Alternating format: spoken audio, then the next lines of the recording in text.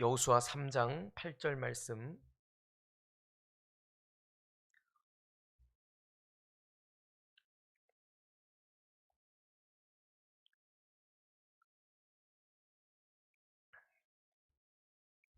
같이 한 목소리로 읽겠습니다.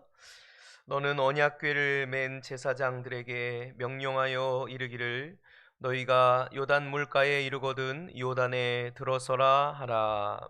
아멘. 아멘. 오늘 이 새벽에도 온라인으로 주님의 말씀 앞에 모이신 여러분들 진심으로 사랑하고 축복합니다. 주님의 긍휼과 주님의 크신 자비가 이 새벽에도 여러분들과 함께 하시기를 축복합니다.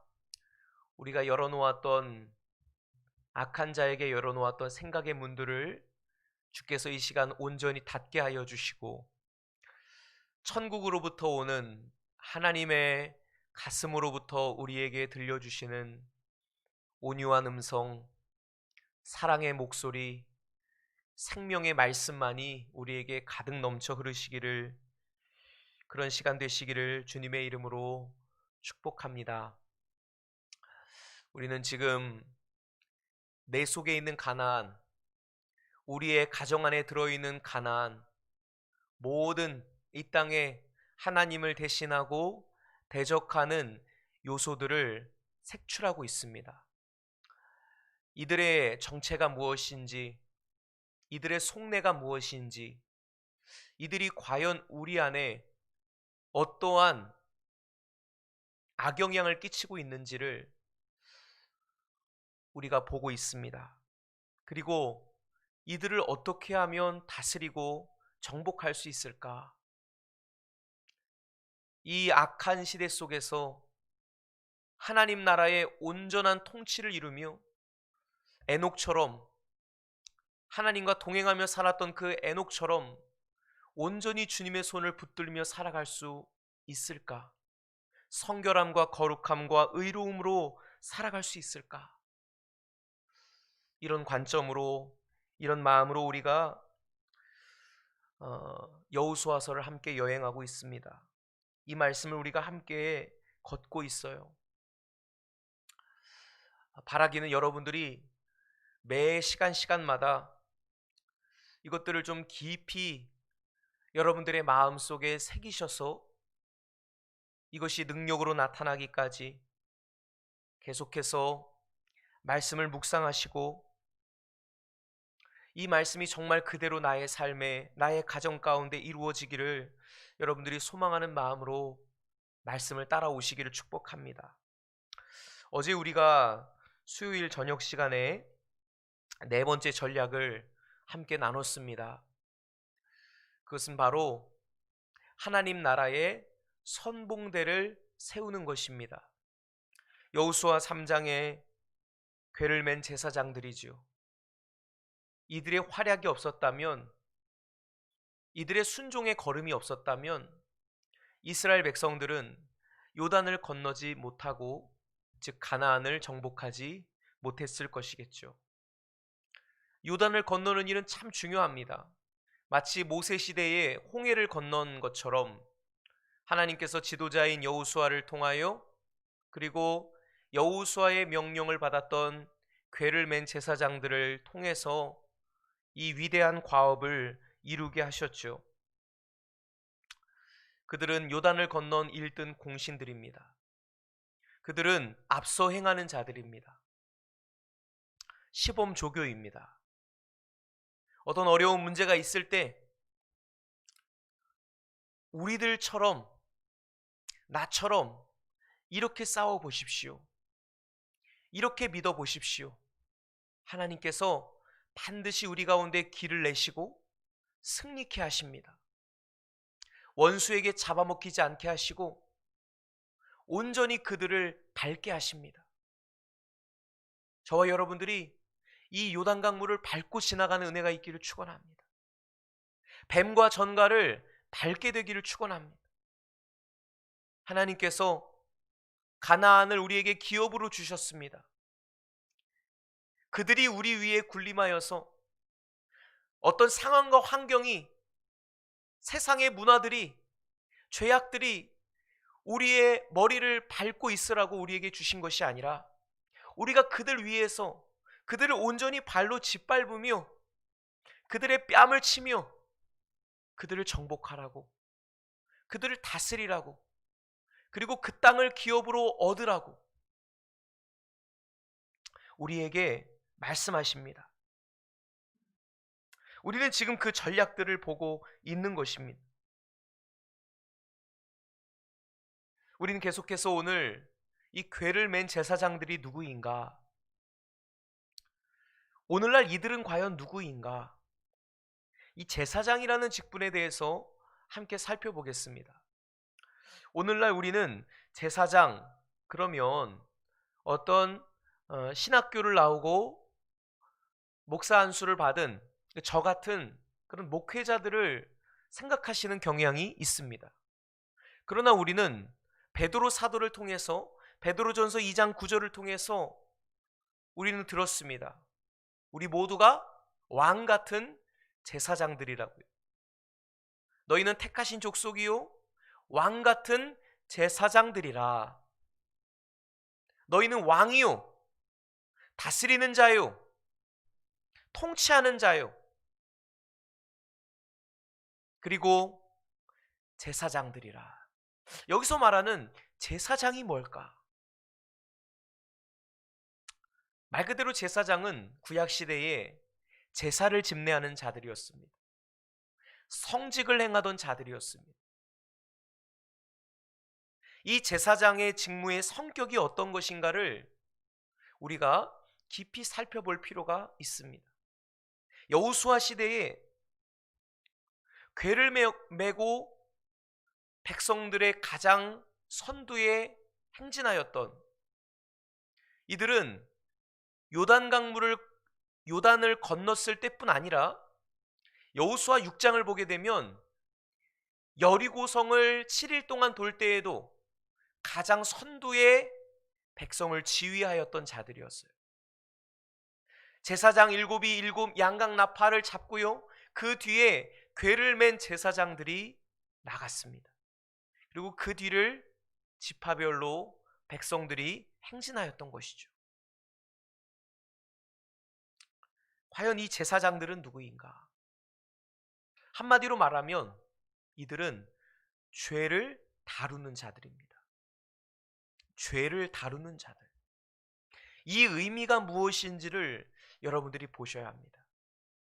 하나님께서 광야에서 모세를 통하여 제사장의 직분을 세우시죠. 처음 제사장이 세웠던 것, 물론 히브리서에 보면 아론의 반차를 따르지 않은 멜기세덱의 반차를 따른 제사장, 그래서 아브라함에게 복을 빌어준 그 멜기세덱이 어떻게 보면 가장 원조의 제사장이라고 볼 수 있겠죠. 그러나 합법적으로 가장 어떻게 보면 이제 그 제사장의 시작은 모세의 형이었던 아론이 1호 제사장입니다. 인간 제사장으로 말하면 아론이 첫 번째예요. 그리고 하나님께서 이 거룩한 직임을 아론의 자손들에게 주셨습니다. 자손 대대로 레위 자손들 전체가, 레위 지파 전체가 성막을 담당하고 기구를 운반하고 궤를 매는 그런 일들을 감당하게 하셨죠. 약 7천여 명. 이스라엘에는 이렇게 제사를 집례하고 또 성막 관련된 일을 하는 수천 명의 봉사자들이 있습니다. 그 가운데 아론 자손들을 거룩한 제사장으로 삼으셨던 것이죠. 그런데 이 레위기에 보게 되면 아론의 아들들 중 나답과 아비후라는 이 아들들이 하나님이 명하시지 않은 다른 불을 들이다가 그만 하나님의 진노에 의하여 죽게 되지요. 아주 비극적인 사건입니다. 그래서 이제 이미 여호수아 3장 이 당시엔 나답과 아비후는 없죠. 물론 아론은 이미 요단강 동편에서 하나님께서 그를 데려가셨죠. 호르산에서 아론이 죽게 되죠. 아론도 없는 거예요. 나답도 없고 아비우도 없고. 아론에 남아있는 아들들 엘르아살과 이다말, 엘르아살과 이다말과 그의 자손들이 오늘 이 궤를 맨 제사장들이라고 볼 수 있겠죠. 여호수아가 바로 모세의 후계자였으니까, 모세의 직계 후계자였으니까 연대기를 따지고 들어가 보면 엘르아살과 이다말 그의 자손들이 주를 이루었다 이렇게 볼 수가 있습니다. 근데 제사장이 누구인가 라는 것을 우리가 알기 위해서는요, 민수기 25장에 나오는 사건을 우리가 살펴보지 않을 수 없습니다. 우리 민수기 25장 말씀을 한번 같이 보겠습니다. 민수기 25장입니다. 구약성경 민수기 25장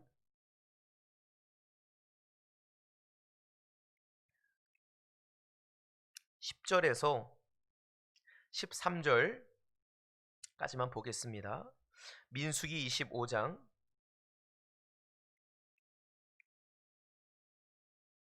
우리 6절부터 볼까요? 6절부터 13절까지 보겠습니다. 시작. 이스라엘 자손의 온 회중이 회막문에서 올 때에 이스라엘 자손 한 사람이 모세와 온 회중의 눈앞에 미디안의 한 여인을 데리고 그의 형제에게로 온지라. 제사장 아론의 손자 엘르아살의 아들 비느하스가 보고 회중 가운데서 일어나 손에 창을 들고 그 이스라엘 남자를 따라 그의 막사에 들어가 이스라엘 남자와 그 여인의 배를 꿰뚫어서 두 사람을 죽이니 연병이 이스라엘 자손에게서 그쳤더라. 그 연병으로 죽은 자가 24,000명이었더라. 여호와께서 모세에게 말씀하여 이르시되 제사장 아론의 손자 엘르아살의 아들 비느하스가 내 질투심으로 질투하여 이스라엘 자손 중에서 내 노를 돌이켜서 내 질투심으로 그들을 소멸하지 않게 하였도다. 그러므로 말하라. 내가 그에게 내 평화의 언약을 주리니 그와 그의 후손에게 영원한 제사장 직분의 언약이라. 그가 그의 하나님을 위하여 질투하여 이스라엘 자손을 속죄하였음이니라. 아멘. 이 사건을 이해하는 것이 제사장이 누구인가, 오늘날 이 시대에 우리가 어떤 제사장들이 되어야 하는가, 이것을 너무나도 잘 가르쳐주고 있는 말씀입니다. 아론의 아들 엘르아살의 아들, 그러니까 즉 아론의 손자죠. 비느하스라는 청년, 오늘 이 지금 한 이쯤 되면 청년이 되었지 않았을까. 그리고 아마도 여호수아 시절에는 가장 이 제사장 그룹의 핵심이 되어서 그들을 영적으로 선도해 갔던 리더가 바로 비느하스가 아니었는가, 저는 그런 생각을 해봅니다. 아마 여호수아가 궤를 맨 제사장들이 앞서가라 했을 때 가장 먼저 아멘이라고 외치면서 본을 보였던 자가 저는 바로 이 민수기 25장의 비느하스 제사장이었을 것이라고 추측을 합니다. 한 번은 이런 일이 있었죠. 부올의 아들 발람이 이스라엘 자손에게 음행이라고 하는 죄를 퍼뜨리게 돼요. 미디안 여인들과 이스라엘 자손의 남자들이 서로 행음하는, 음란을 저지르는, 간음을 행하는 그런 짓거리들을 하게 됩니다. 그것으로 말미암아 하나님의 진노하심이 연병이라는, 전염병이라는 무시무시한, 오늘 우리가 이 전염병의 시대 속에 살아가고 있죠. 얼마나 이것이 무서운지, 얼마나 이것이 두려운지 우리는 너무나 지금 잘 알고 있어요. 의학이 발달되지 않았던 시대에 전염병이 한번 휩쓸고 간다는 것은 어마어마한 일이었죠. 9절에 보니까 그 전염병으로 죽은 자가 24,000명이었더라. 수많은 사람들이 죽어나가고 있는 거예요. 그 자손들의 죄악으로 말미암아, 그 남자들의 죄악으로 말미암아 수많은 사람들이 죽임과 심판을 당하고 있는 그때였습니다. 비느하스의 눈에 이스라엘 남자와 미디안 여자가 행음하고 있는 장면을 그가 현장에서 목도하게 됐어요. 그때 이 비느하스의 마음에 하나님의 질투심, 하나님의 불같은 진노가 임하게 되었죠. 그래서 그가 창을 들고 그 짓거리를 하고 있는 남자와 여자를 그 자리에서 창으로 찌르게 됩니다. 8절에 보니까 이스라엘 남자와 그 여인의 배를 꿰뚫어서 두 사람을 죽이니 연병이 이스라엘 자손에게서 그쳤더라. 연병이 그쳤더라. 어떤 원리죠? 비느하스의 마음속에 그 죄를 향한 분노, 거룩한 분노. 하나님이요, 우리가 죄를 짓잖아요. 우리 가운데 죄가 있으면 하나님의 마음에 불이 타오르세요. 우리가 열받는다 그러죠? 우리가 어떤 좀 짜증나게 하고 좀 힘들게 하고 이렇게 그 열뻗치게 하는 일이 있잖아요. 그럼 우리가 뭐라 그래? 아우 열받아. 아우 열받아. 하나님도 열받으신다는 거. 그는 소멸하는 불이시오 질투하시는 하나님이시라. 민수기 4장 24절 말씀일 거예요. 여호와는 소멸하는 불이시오 질투하시는 하나님이시라. 질투가 그분의 속성이에요. 우리처럼 사촌이 땅을 사면 배가 아픈 게 아니라, 남이 잘 되면 배가 아픈 그런 질투가 아니라, 하나님의 백성들이 죄를 지을 때, 죄악으로 놀아날 때, 더러운 것들에 진탕이 될 때 우리 하나님 어떻게 하신다고요? 열뻗치신다고요. 그 진노의 불이, 하나님 속에 그 진노의 불이, 죄악과 함께 머물 수 없는 그 거룩한 하나님의 속성이 마치 불처럼, 그래서 불이 나와 백성들을 사르는 거예요. 여호와의 불, 그것은 하나님의 가슴 속에 죄를 용납할 수 없는, 죄와 함께 거할 수 없는 거룩한 하나님의 불이세요. 그것은 이사야 6장에서 경험했던 그 제단의 숯불이에요. 모든 것을 태우는 불입니다. 제사장은 누구냐면 하나님의 마음으로 하나님의 노를 격동시키게 하는, 하나님의 질투를 유발하게 하는 인간의 내면 속에 있는 죄의 문제들을 대신 다루는 거예요. 누구 대신에? 하나님 대신에. 그분의 마음으로, 그분의 심정으로. 하나님께서 비나스에게 박수를 보내세요. 너무 잘했다. 너 정말 내가 하고 싶었던 그 일, 내가 얼마나 답답하고, 내가 얼마나 열뻗치고, 내가 얼마나 그들의 행음을 바라보면서 얼마나 녹아 뻗쳤는 줄 아느냐? 그것으로 말미암아 내 녹아 뻗쳐서 이스라엘 자손들이 그 연병으로 말미암아 수많은 사람들이 죽어나갔지 않았느냐? 그렇게 내가 답답했는데, 그렇게 내가 가슴 아팠고 내 안에 불이 올라왔는데, 그 심정을 헤아렸던 자가 누구예요? 비느하스 한 사람이었던 거예요. 다른 사람도 아닌 그 청년 비느하스의 마음에 그 노가 불같이 일어나가지고요, 이들의 죄 때문에 수많은 사람들이 지금 고통을 당하고 있는 거예요. 이 이스라엘 진영 전역에 연병이 퍼져가지고요, 고생이라는 고생을 다 하고 있는 거예요. 열이 안 받겠어요? 하나님께서 이렇게 말씀하세요.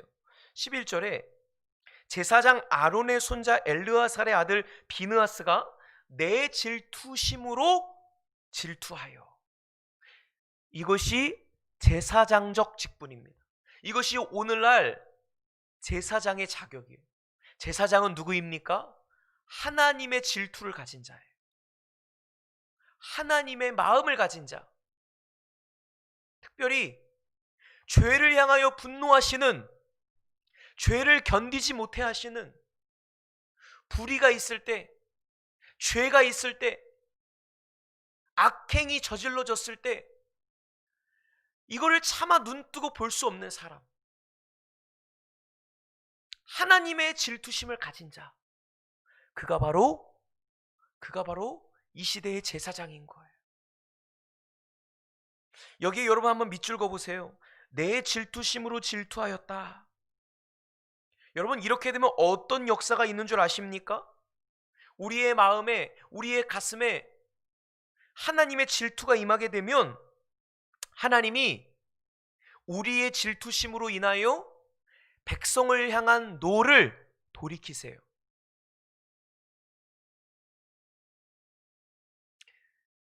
이렇게 좀 어려운 표현을 써볼게요. 한번 여러분 이해하시고 잘 들어보세요. 질투를 속량하는 것이 질투예요. 질투가 질투를 없애요. 다시 한번요. 우리의 질투가, 하나님의 질투로 질투하는 우리의 질투가 그분의 노를 없애고 사그러들게 해요. 그분의 마음을 달래는 거예요. 왜 우리가 그런 거 있잖아요. 이제 뭐 남편과 아내가 서로 열뻗치는 이야기를 하는 거야. 여보, 글쎄 말이야, 내가 이런 황당한 일을 만났어. 너무 황당하고 당황해서 내가 말이 안 나오고, 내가 이런 불이익을 당하고, 내가 이러한 손해를 당하고, 내가 이런 무례한 자를 만나서 내가 얼마나 열뻗치고 얼마나 내가 당황했는지 몰라. 그러면 공감 능력이 좋은 배우자는 어때요? 당장 그 사람 데리고 와. 나 말리지 마. 나 열받았어. 감히 여보에게, 감히 당신에게 그런 불이익을 줬단 말이야? 그런 무례를 행했단 말이야? 내가 참을 수 없지. 나 말리지 마. 그러면서 막 이 배우자 대신에요, 상대방, 그 사람의 노와 그 사람의 분을 나에게로 가져오는 거예요. 여러분, 우리 그리스도인들이 이런 공감 능력이 좀 회복되어야 될 필요가 있습니다. 그 사람의 아픔이 나의 아픔이 되고, 그 사람의 문제가 나의 문제가 되고, 그 사람의 애로사항이 나의 애로사항이 되는 거. 기쁨도 마찬가지겠죠. 좋은 일도 마찬가지예요. 뭔가 좋은 일이 있을 때, 기도응답 받았을 때, 옆에 있는 형제나 자매가 하나님의 복을 받았을 때 마치 내가 복을 받은 것처럼 그렇게 기뻐할 수 있는 거, 좋아할 수 있는 거.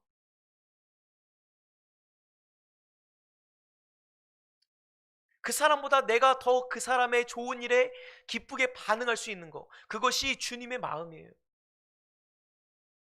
사촌이 땅을 사면 배가 아픈 건 마귀 심보예요. 도둑 심보예요. 치유받아야 합니다. 그런 마음은 치유받아야 돼요. 오늘날 우리 가운데 그런 공감 능력이 있을까요? 그 사람의 문제, 그 사람의 아픔, 공동체의 문제, 우리가 주님을 사랑하고 공동체를 사랑하면요, 공동체의 허물과 그 공동체의 지금 문제와 숙제들이 보일 거예요. 너무나 감사한 건 저를 위로해 주시는 분들이 계세요. 가끔 힘들 때마다 목사님 힘내세요. 많이 힘드시죠? 요즘 많이 지치시죠? 주님이 함께 하시니까 조금만 더 우리 힘내요. 이런 문자 하나. 여러분, 뭐 대단한 게 우리를 위로하고 우리를 격려하는 게 아니에요. 그 말 한마디, 그 따뜻한 눈빛 하나, 건네는 손길. 여러분, 그것이요, 오늘날 어려움 가운데 있는, 고난당하고 있는 이웃들에게 건네는 하나님의 위로가 되는 거예요. 우리가 하나님의 사자가 되는 거예요. 제사장은요, 하나님을 대신하는 자예요. 하나님을 대신해서 속죄하고, 하나님을 대신해서 위로하고, 하나님을 대신해서 그 아픔을 끌어안는 자인 거예요. 그 마음을 모르면, 아버지 마음을 모르면 절대로 그 제사장의 직무를 감당할 수가 없습니다. 오늘 사랑하는 여러분, 이 말씀을 듣는 여러분, 우리가 비느하스가 되길 원합니다. 전 늘 기도합니다. 하나님, 내 안에 그 비느하스의 거룩한 분노가 있게 하여 주옵소서. 성도들의 마음속에 자리하고 있는 태내에서부터 그들의 과거에서부터 현재까지 그들에게 어떤 열등감이 있어요. 두려움이 있어요. 좌절이 있어요. 습관적인 죄가 있어요. 제가 만약에 그것들을 생각하면서 마음이 불타지 않는다면 전 가짜예요. 그 목자는 가짜입니다. 양이 피 흘리고 있고, 양이 고통스러워하고 있고, 양이 아파하고 있는데도 목자가 나 몰라라 하고 여행이나 다니고 좋은 음식이나 먹고 다니고 희희낙낙거리면서 양의 고통과 아픔에 동참하지 못하면 그건 목자가 아니에요. 오늘날 제사장은 누굽니까? 백성의 아픔에 동참하는 자예요. 그들의 아픔을 하나님 앞으로 짊어지고 가는 자인 거예요. 오늘날 우리가 그 비느하스가 되기를 축복합니다. 하나님이 정말 이러한 자를 찾으십니다. 내 질투심으로 질투하는 자가 있느냐? 이것이 중보예요. 여러분, 제사장적 중보는 바로 이 비느하스의 마음을 갖고 기도하는 것이, 그들의 죄이지만 하나님, 내가 지은 죄와 같습니다. 나를 봐서라도 하나님, 저들을 용서해 주십시오. 저들의 문제를 좀 해결해 주십시오. 저들을 치유해 주십시오. 나라와 민족이 범한 죄를 회개하며 하나님 앞에 강처럼 눈물을 쏟을 자, 마음을 찢을 자, 갈기갈기 그 마음을 찢으며 주님 앞에 나아갈 자, 깨어진 마음으로 하나님, 제가 잘못했습니다. 하나님, 제가 기도하지 못해서 그렇습니다. 하나님, 제가 사랑하지 못했습니다. 제가 더 섬기지 못했습니다. 이것 때문이에요. 저것 때문이에요. 이게 옳은 거예요. 저건 그른 거예요. 이렇게 말하는 사람들은 수없이 많아요. 그러나 이 세상은 옳고 그름을 따지는 자들에 의하여 변화되는 게 아니에요. 지적질하는 사람들을 통해 변화되는 것이 아니에요. 아시잖아요, 여러분. 지적하는 걸로 상황이 바뀌지 않아요. 무엇으로 상황이 바뀝니까? 무엇으로 하나님의 노로부터, 하나님의 심판으로부터 이 땅을 고칩니까? 이스라엘 자손을 속죄합니까? 비느하스 같은 자가 일어나는 것이에요. 비느하스 같은 자가 세워지는 것입니다.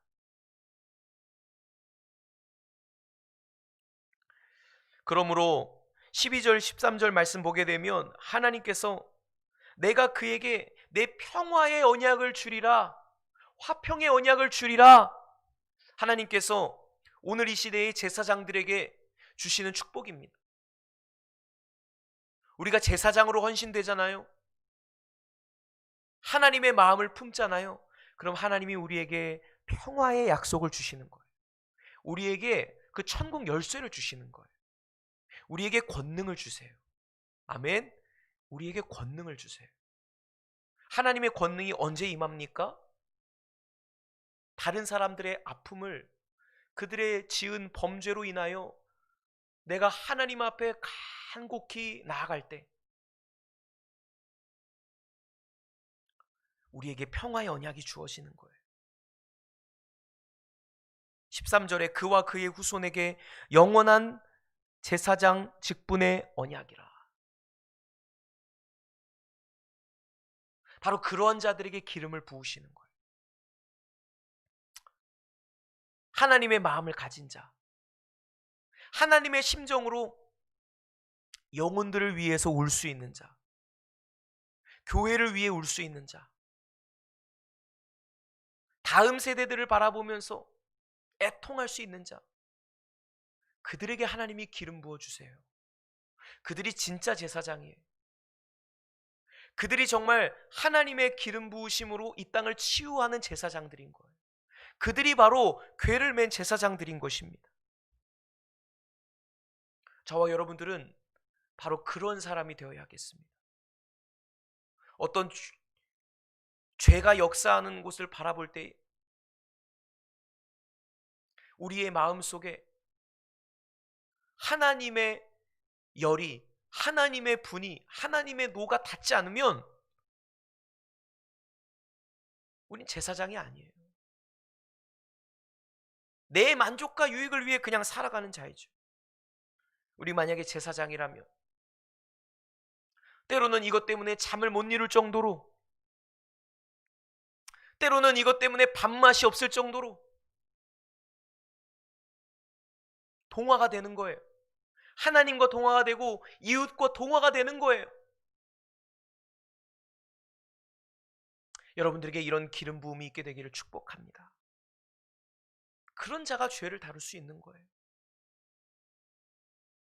그런 자가 백성의 죄를 속죄하고, 그러한 자가 백성과 하나님 사이의 중보자가 될 수 있는 거예요.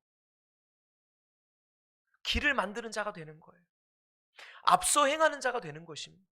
하나님이 그들을 거룩한 군대의 선봉대로 삼으시는 거예요.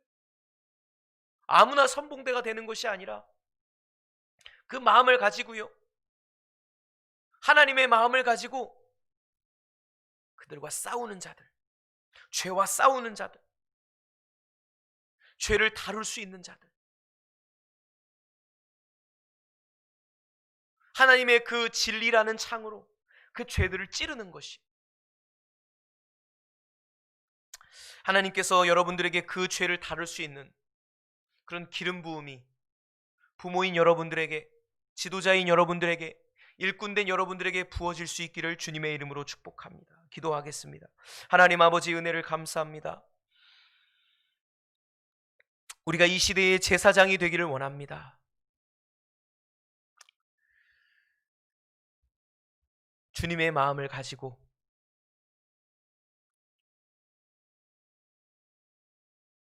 백성의 죄로 인하여 하나님의 질투하심으로 그것들을